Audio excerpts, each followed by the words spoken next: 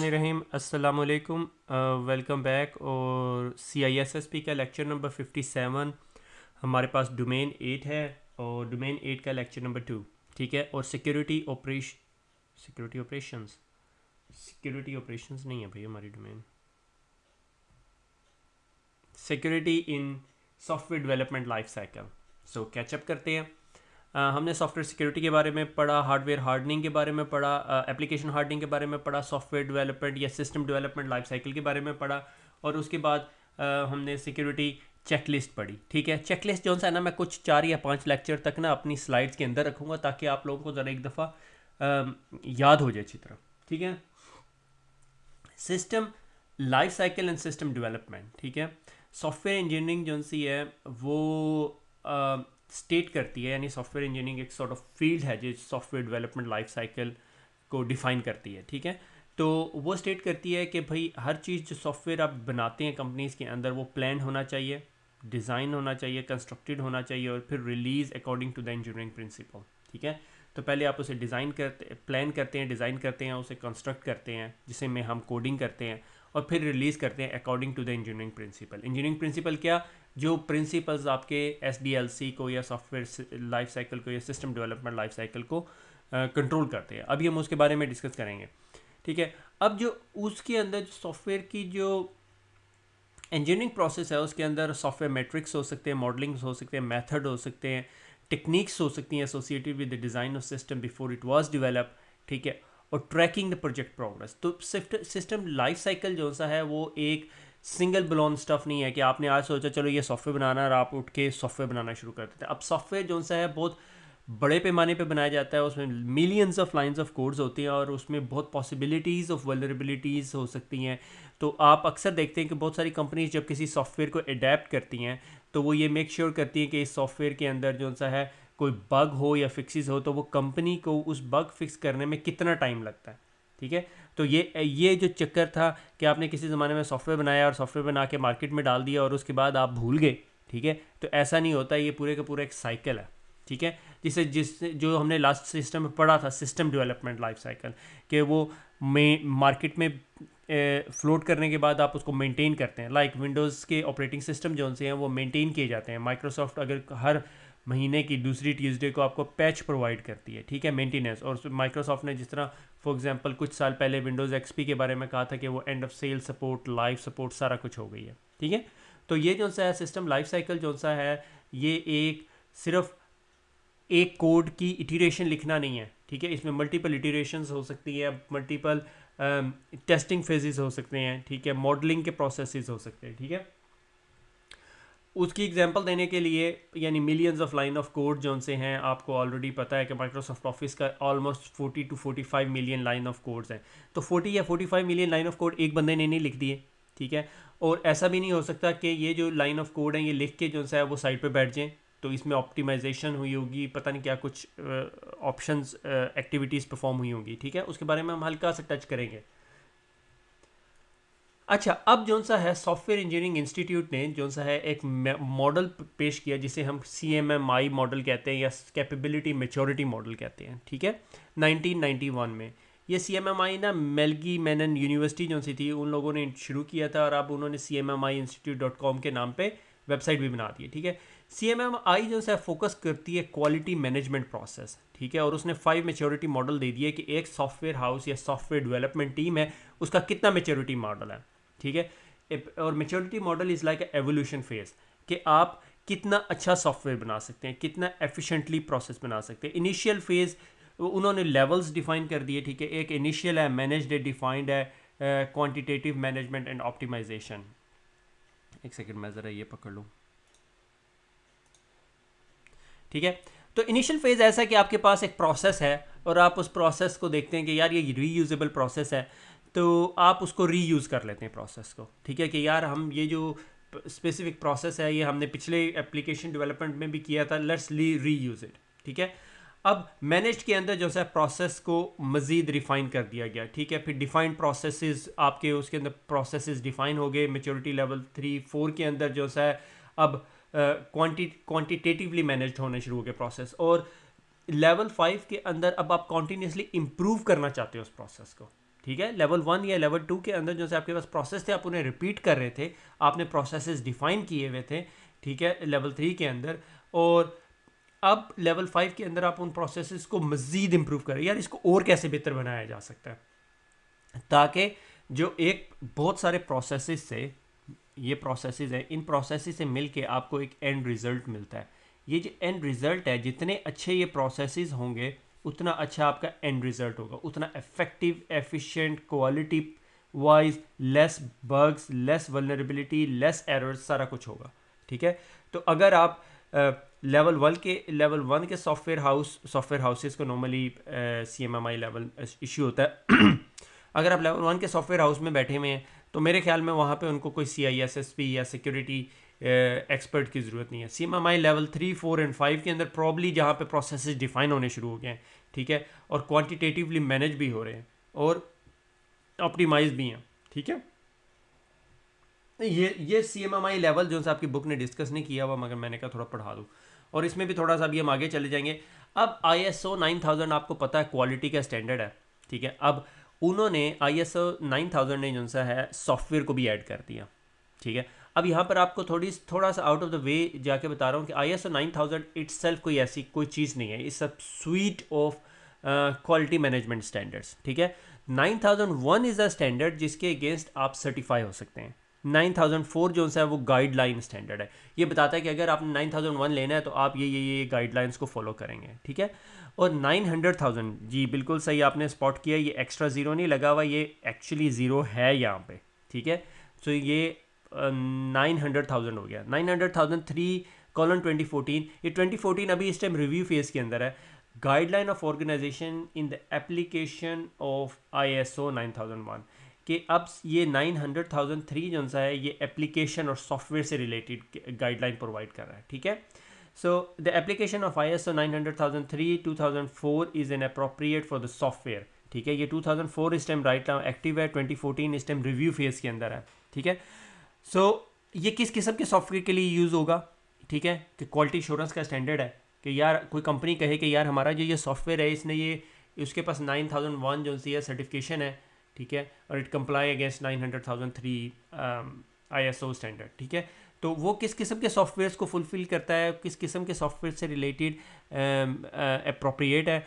Commercial contract with an other organisation, कोई commercial contract है, ठीक है, प्रोडक्ट है, कोई मार्केट के अंदर पड़ी हुई है, ठीक है, कोई प्रोसेस ऑर्गेनाइजेशन के अंदर कोई एक स्पेसिफिक प्रोसेस है उसको कंप्लीट कर रहा है, ठीक है, embedded in a hardware product, ठीक है, और related to the software services. Say for example आपने एक क्लॉक बनाई है घर के अंदर जो इंटरनेट ऑफ थिंग्स टाइप की चीज़ है, इंटरनेट से कनेक्टेड होती है और उसके अंदर एक सॉफ्टवेयर यूज़ हो रहा है, ठीक है, वो ऑटोमेटिकली डे लाइट सेविंग पे भी कर लेती है, और आप मुस्लिम कंट्रीज़ में सेल कर रहे हैं तो वो अजान का टाइम बता देती है, बाकी रिलीजन्स भी उसके अंदर सेट हो जाते हैं और वो अप्रोप्रिएट टाइम पे आपको नोटिफाई भी कर देती है। अब इसके अंदर सॉफ्टवेयर जो रन हो रहा है आप उससे कहते हैं यार ये सॉफ्टवेयर जो है ISO 9001 सर्टिफाइड है, तो स्ट्रेट वे लोगों को पता चल जाएगा it comply with all the 900,003:2004 standards, ठीक है, जो गाइडलाइंस उसमें आपने डिफाइन की हुई है उन्होंने ISO वालों ने, ठीक है।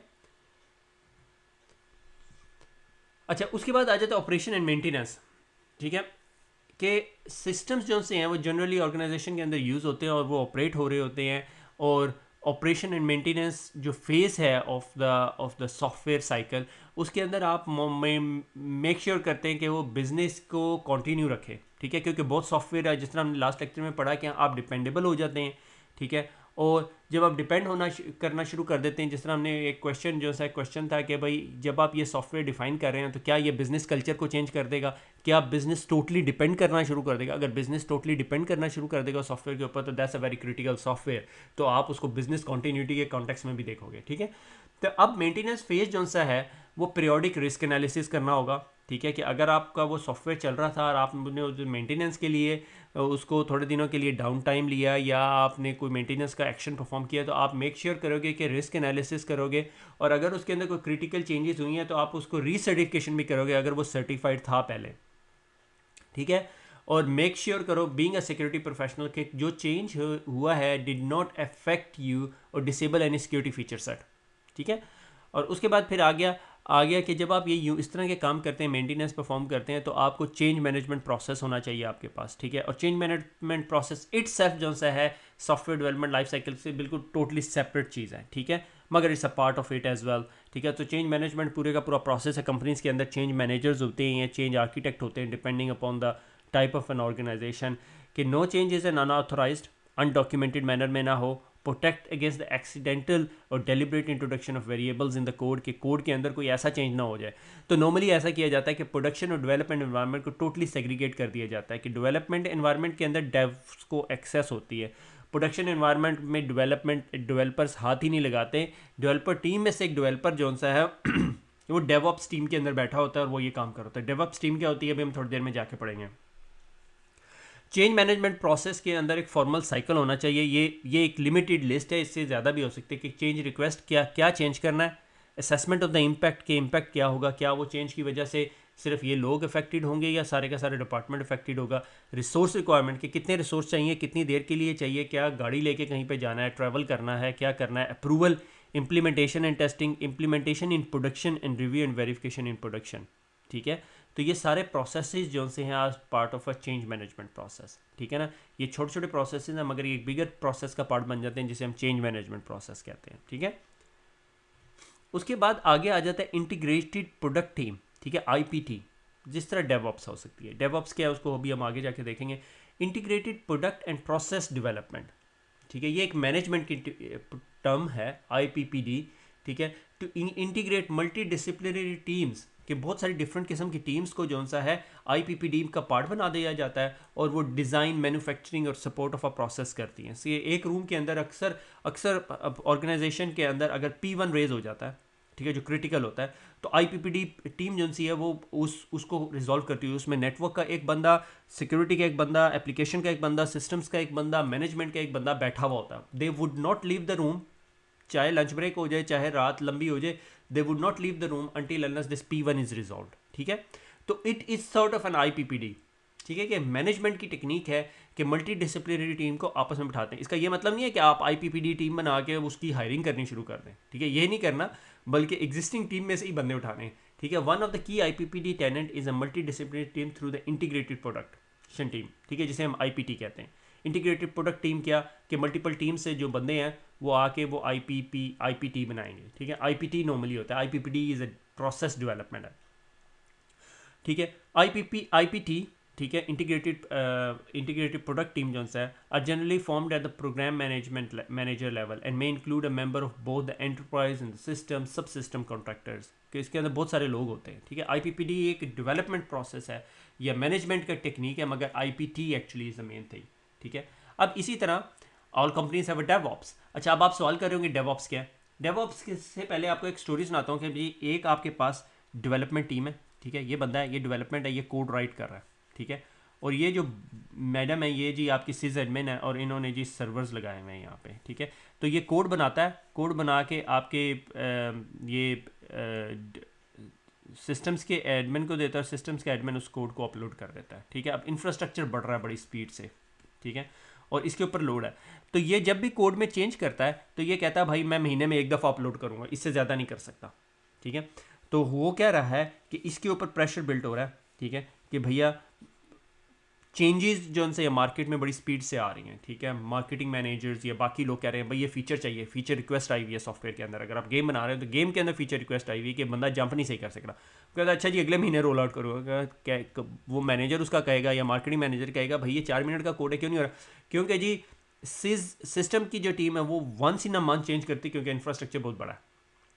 ये कहते हैं कि बैरियर्स जो से इन टीम्स के दरमियान है इनको कट डाउन कर दो, इन दोनों बंदों को एक ही टीम में बताओ, विच इज़ कॉल्ड डेवऑप्स, ठीक है। अब इस चीज़ को और एडवांस फॉर्मेट में लेके चले गए लोग, इसे कहते हैं डेवसेकऑप्स, ठीक है। अभी आपकी CISSP में नहीं है, बट आई बेट कि अगली जब आप CISSP पढ़ेंगे तो उसमें डेवसेकऑप टर्म यूज़ करेंगे, ठीक है। All company has a DevOps, ठीक है। Core common principle the underline the DevOp construct कि develop and test against the production like system, ठीक है, कि आप डेवलप करते हैं और टेस्ट करते हैं प्रोडक्शन लाइक की तरह का सिस्टम, ठीक है, जो कि टेस्ट सिस्टम होता है, क्वालिटी एश्योरेंस जिसे हम कहते हैं। Deploy with repeatable reliable process automation की हम बात कर रहे हैं, monitor and validate operation quality और मॉनिटर करेंगे और वैलिडेट करेंगे ऑपरेशन क्वालिटी, और एम्पलीफाई फीडबैक लूप्स, और जो फीडबैक आपकी आ रही है उसको उसको सुनेंगे और उसके बाद उसको अपडेट करेंगे। ये एक यूट्यूब की वीडियो की क्लिपिंग है जो मैंने इकट्ठी की है कि आप क्या करते हैं, आप ये पूरा डेवऑप ऑपरेशन हो रहा है इस टाइम यहाँ पे, ठीक है। ये बहुत सारे टूल्स इसके अंदर इकट्ठे हो गए, बहुत सारी टीम्स इकट्ठी हो गई है, ठीक है। कोई बंदा कोड राइट कर रहा होगा, कोई बंदा ये सर्वर्स को मेंटेन कर रहा होगा। तो इसीलिए मुझे बहुत टाइम लगा इस चीज़ को समझने में कि क्योंकि मैं बीइंग अ सिक्योरिटी प्रोफेशनल कभी डेवलपमेंट ऑर्गेनाइजेशन में इस तरह काम नहीं किया था जिसमें इस हाई फाई लेवल पे काम हो रहा हो। Trust me, I have seen all of these components working now. अगर आपने किए मैं, you are more luckier than me, ठीक है। एक डेवलपमेंट टीम है जो आपकी कोड राइट कर रही है, ठीक है, और वो कोड सबमिट करते हैं जेंकिन्स को। जेंकिन्स एक प्रोडक्ट है, एक सर्वर है, और जेंकिन के अंदर ना रूटीन्स लिखी हुई हैं, ठीक है, और वो टेस्ट करती हैं। अगर वो कोड फेल हो जाता है वो दोबारा डेवलपमेंट के पास चला जाता है। अगर वो कोड पास हो जाता है, ठीक है, हमारी रिक्वायरमेंट्स, ठीक है, जेंकिन कोड टेस्टिंग सर्वर है, तो वो गिटहब के पास चला जाता है। गिटहब आपकी कोड रेपोजिटरी है और वो चेंजेस को लॉक करती है, ठीक है। और जब वो गिटहब के अंदर चेंज चला जाता है और all the changes are being track there, ठीक है, तो इससे ये पता चल रहा है कि आपका ये चेंज कंट्रोल मैनेजमेंट यहाँ पे कहीं बैठ सकता है, ठीक है। अगर डेवलपर को वेरिएबल चेंज कर देता है और वो जेंकिन से पास भी होके चला जाता है तो आपको पता होगा कि किस बंदे ने कौन सा चेंज किया हुआ।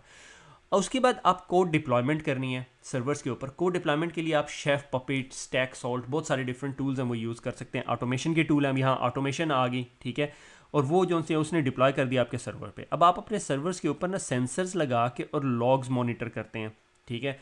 एप्लीकेशन लॉग हो सकती है, सिस्टम लॉग्स होती हैं, और वो लॉग्स उठा के आप न्यू रैलिक में डाल देते हैं। न्यू रैलिक फिर एक अलग से टूल है, बिजनेस इंटेलिजेंस टाइप का टूल है, और वो आपको रिपोर्टिंग प्रोवाइड करता है कि आपकी एप्लीकेशन पे इस तरह के काम हो रहे हैं। ये सारे के सारे जो प्रोसेसेस हैं ये डेवऑप्स के अंदर हो रहे होते हैं। डेवऑप्स आपके एक छोटा डिपार्टमेंट आप कह सकते हो, आप एक बंदा कह सकते हो, ठीक है। एक बंदा normally is not a DevOps idea, ठीक है। डेवऑप्स इंजीनियर की अक्सर रोल आए हुए होते हैं, मगर it's not a whole department. उस डेवऑप को इस डेवऑप के साथ नहीं कंफ्यूज करना। कोड डेवलप हुआ, कोड की टेस्टिंग हुई, कोड की रिपोजिटरी हुई, कोड की ऑटोमेटेड डिप्लॉयमेंट हुई, कोड की system logs and application log ली, तो डेवसेकऑप क्या कर रही होगी? डेवसेकऑप यहाँ पे सिक्योरिटी टेस्टिंग कर रही होगी, इधर सिक्योरिटी टेस्टिंग, इधर पेन टेस्टिंग, इधर सिक्योरिटी लॉग्स, और यहाँ पे उन्होंने सिम लगाया होगा, ठीक है। ये अब मैंने आपको 2 साल आगे का CISSP पढ़ा दिया, ठीक है। तो डेवसेकऑप्स के अंदर कुछ इस तरह काम हो रहा होगा, वो सिक्योरिटी टेस्टिंग भी करूँगा, और यहाँ पर भी कोई सिक्योरिटी का बंदा बैठा हुआ होगा, ठीक हो गया। तो ये जो ओवरऑल सिस्टम डेवलपमेंट और सिस्टम लाइफ साइकिल जो सा था वो हमने डिस्कस किया है। और उसके अंदर अब ये जो न्यू टर्म जो सी है कि डेवऑप्स जो सा है, ये बहुत ऐड हो गया आजकल। हर कंपनी जो सी है जो भी डेवलपमेंट से रिलेटेड काम कर रही है, चाहे वो एजाइल प्रोसेस को यूज़ करती है, वाटरफॉल को जो हम अगले लेक्चर्स में पढ़ेंगे, ठीक है, मगर हल्का सा टच करेंगे, उन सब के सब को एक्सट्रीम प्रोग्रामिंग इवन कर रही हैं। तो उन सब की सब कंपनीज़ को इन तमाम डेवऑप ऑपरेशंस को परफॉर्म करना पड़ता है, otherwise they can not beat the current market is very very competitive, ठीक है। बड़ी स्पीड से प्रोडक्ट्स आ रही है, बड़ी स्पीड से यूज़र एक्सपीरियंस को अंडरस्टैंड किया जा रहा है, यूज़र बिहेवियर को अंडरस्टैंड किया जा रहा है और उसको इंप्लीमेंट किया जा रहा है, ठीक है। बहरहाल मुझे लग रहा है मैं सॉफ्टवेयर डेवलपमेंट पढ़ा रहा हूँ, ठीक है। यहाँ पर हम लोगों ने जौन सा है लेक्चर का sort of maturity model, operation maintenance, change management, integrated product team, जिसे हमने डेव टीम कह दिया, ठीक है, डेवऑप्स, क्योंकि प्रोडक्शन टीम सारी की सारी एक ही जगह बैठ रही है, साइलोस ख़त्म हो गए, तो ये सारा पोर्शन ख़त्म कर लिया, ठीक है। ये डेवलपमेंट लाइफ साइकिल है। पॉज करके ज़रा एक दफ़ा नज़र मार लें इनको, अगले 1-2 लेक्चर्स तक आपके पास रखूँगा, फिर उसके बाद हटा दूँगा यहाँ से। तो सॉफ्टवेयर डेवलपमेंट सिक्योरिटी, आज मैं थोड़ा सा रिव्यू कर रहा था टू वर्क आउट के मुझे कितने लेक्चर लगेंगे, तो मुझे लग रहा है 7-8 के करीब लेक्चर लग जाएंगे, क्योंकि बहुत सारी चीज़ें ऐसी हैं जो बहुत नई हैं, तो मैं नहीं चाहता कि उसको स्किम थ्रू करूं, क्योंकि 10% क्वेश्चंस आएंगे। आई कैन अंडरस्टैंड हल्की डोमेन है, मगर it is a very important concepts अगर you would end up working for a company that is doing a software development. So I want you to be fully equipped with these type of information. Like this slide is a key thing. Trust me, it took me a long time to understand कि भाई ये सारी चीज़ें जुड़ती कैसे हैं। Jenkins में हर रोज़ जाता आता देखता था डेवलपमेंट टीम के साथ, वो जेंकिन लगे होते थे, मैं सिर्फ सिक्योरिटी की साइड पे खड़ा होकर अक्सर उन्हें रिकमेंडेशन दे रहा होता था, पेन टेस्टिंग कर दी website. But to be a proper security professional you need to fully understand what these products can do, ठीक है। जेंकिन की टेस्ट कोड देखें कि टेस्ट कोड कैसे लिखा जाता है, गिटहब कैसे देखा जाता है, शेफ, पपेट वगैरह कैसे रोल आउट करते हैं, ऑटोमेशन कैसी होती है, ये रेलिक से, न्यू रेलिक से, ये जो सिस्टम लॉग्स और एप्लीकेशन लॉग क्या इन्फॉर्मेशन दे रही है आपकी, टीम को। अगर आपकी टीम इस लेवल पे मेच्योर है जो ये सारे काम करती है, well and good. If they are not, then you might be able to float an idea. ठीक है, खुश रहिए, दुआओं में याद रखिएगा, फिर मुलाकात होगी। अल्लाह हाफिज़।